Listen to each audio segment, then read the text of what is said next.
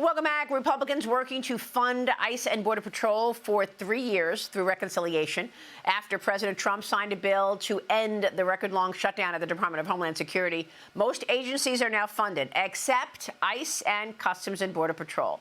The House adopting a budget blueprint to launch the reconciliation process. President Trump also renewing calls to terminate the filibuster. Writing on Truth Social this weekend, Republicans must terminate the filibuster and approve all of the necessary safeguards we need for elections to protect the American public during the upcoming midterms. Joining me now is Pennsylvania Congressman Dan Meuser. Congressman, good to see you. Thank you so much for being here. Can you tell us where the reconciliation package stands? Is there any divide within the Republican Party over immigration and how this plays out?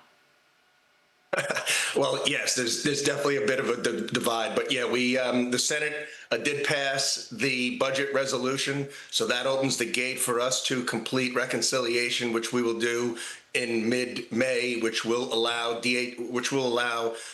Border Patrol as well as the Immigration Customs Enforcement agents, ICE, to be funded.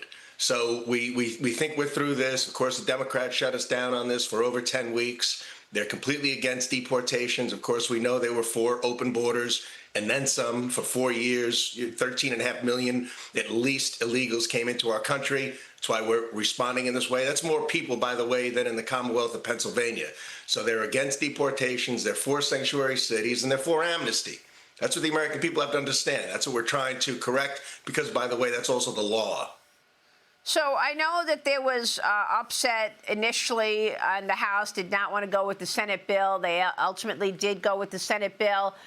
Do you think that there's the divide within the House, or is that just you're talking about between the House and Senate in terms of the president's immigration plans? Where does this land? Yeah, Maria, without the budget resolution and the reconciliation clearly able to be completed, we wouldn't have voted for that other bill because the other bill basically zeroed out ICE and Customs and Border Patrol. So without having that assurance that we'll complete the job for DHS, we wouldn't have voted for the other. Okay. I want to get your take on whether or not you believe you'll have that on the president's desk by early June, right? He wants it by June 1st? Yeah, we have to. Mark Wayne Mullen has put out he's going to struggle just to make payments through May 15th, which we believe he can. So we need to absolutely 100% get it done before June 1st, the date the president put out. But I think the Senate and the House are certainly on board there. Republicans, we probably won't have any Democrats, not one Democrat. Yeah. Of course. No, I understand. I'm going to switch gears, ask you about Jim Comey, because acting Attorney General Todd Blanche said that there could be new charges coming for the former FBI director, adding that his indictment is not solely based on the 8647 Instagram. Watch this.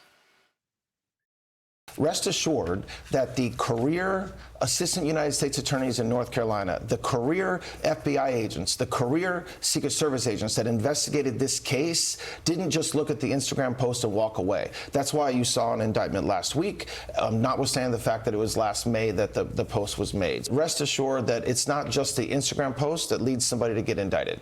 You prove intent like you always prove intent. You prove intent with witnesses, you prove intent with documents, with materials. So again, this is not just about a single Instagram post. This is about a body of evidence that the grand jury collected over the series of about 11 months. So, Congressman, everybody's asking why we never see accountability. I mean, this issue around Jim Comey has been going on a decade. John Ratcliffe pointed this out so long ago when he joined us as DNI. Here's what he told me. Watch this. Let me ask you, is there a chance that there will be charges against Jim Comey on the very same issues that he was looking at for Hillary Clinton, the misuse of classified information? I think there's certainly a chance. I mean, a lot of this will come forward in testimony. We expect that the former Director Comey will come back because there's a lot in this IG report that is inconsistent with testimony or appears to be inconsistent with testimony that he and others have given under oath to various congressional committees. So, again, to that point, I mean, you have Andrew McCabe accused already of potentially giving false testimony. Jim Comey is certainly not out of the woods with respect to testimony that he's given or action that he has taken with regard to the handling of classified information. Now, Congressman, that was back in 2018 when Ratcliffe was in Congress. He was the Texas congressman on the Judiciary Committee, and he zeroed in on what Jim Comey had done all those years ago. Your reaction?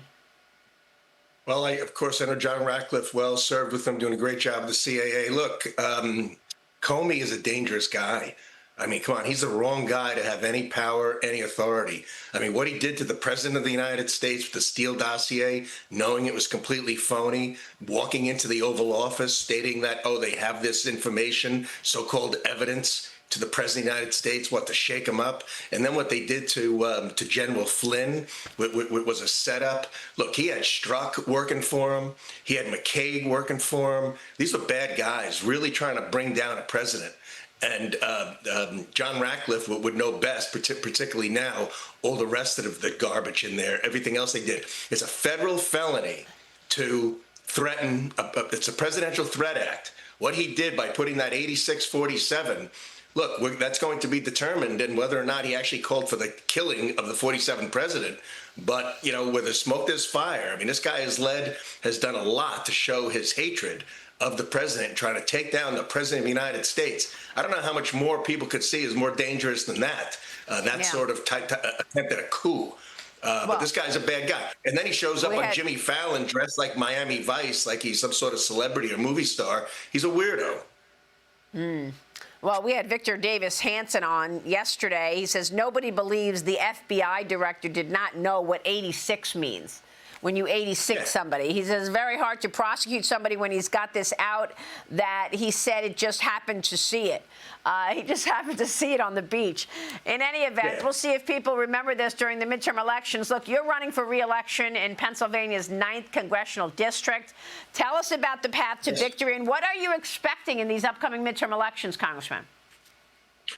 Thanks, Maria. I'm glad to talk about it. First off, my seat is relatively safe, but you never take anything for granted. So we're charging hard. Our constituent services are there, and I reflect my district. Fortunately, in Pennsylvania, we have great candidates, and really all over the country. The left is radicalized. They're quite extreme, but they definitely have money. So they're out there really fear-mongering, saying that all we do is work for billionaires. I don't have any billionaires in my district, Maria, that we're killing healthcare, which is a complete lie. We added some common sense work requirements, something about this Epstein nonsense that they did nothing about when they were in office.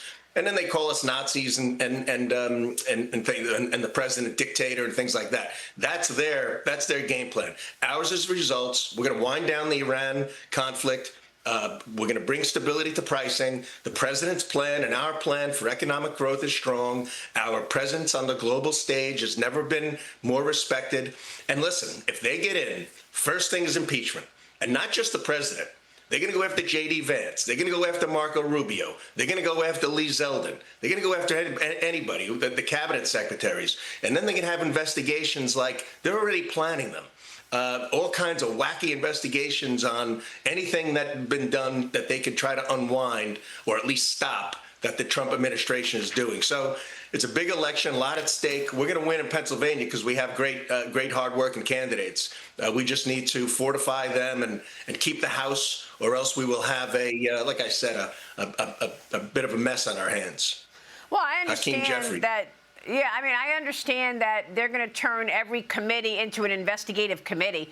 But even bigger than that, Congressman, is what they'll do to the president's policies, probably try to reverse things like open up the border once again and perhaps take away some of those tax cuts that you were able to get over the finish line. So that would certainly impact many, many more people. So we'll see about that. Congressman, it's good to see you, and we're going to be watching it all, of course, and have you back along the way. Thank you, sir. Great. Thanks, Maria. You're the best. Dan Meuser in Pennsylvania. We'll be right back.